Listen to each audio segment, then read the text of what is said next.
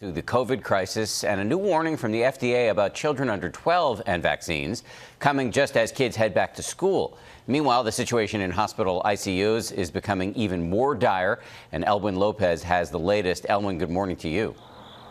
Hey, Dan, good morning. The FDA vaccine chief says he is very hopeful that vaccinations for children 5 to 11 will be underway by the end of the year, adding that the agency will not cut any corners. This morning, a new warning from the FDA as pediatric COVID cases surge across the country. The agency urging parents not to seek out a vaccine for children under 12 because they're not eligible, saying in part, children are not small adults. While, of course, I can understand that parents are anxious to get their kids vaccinated, it's super important for the FDA to complete its process. This comes amid the uncertainty of a new school year. And this week, nearly 1 million students are expected back in New York City classrooms. Hospitals across the U.S., meanwhile, overwhelmed, inundated with COVID-19 patients. We're already at max capacity. We're already stretched so thin. ICUs in 7 states close to running out of beds. Kentucky now calling in more than 300 National Guard members to help with the surge.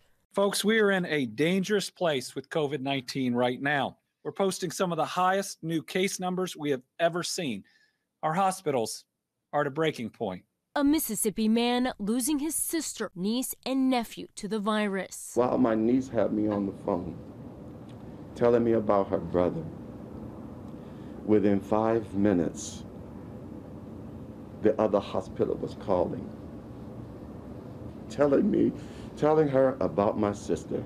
And this week, a new move in the fight against the pandemic. President Biden mandating businesses with more than 100 employees to either require the shots or offer weekly testing. We're going to protect vaccinated workers from unvaccinated coworkers. For some, the move spawns new concerns. Our fear is that those employees could go down the street and go to a restaurant that has less than 100 people.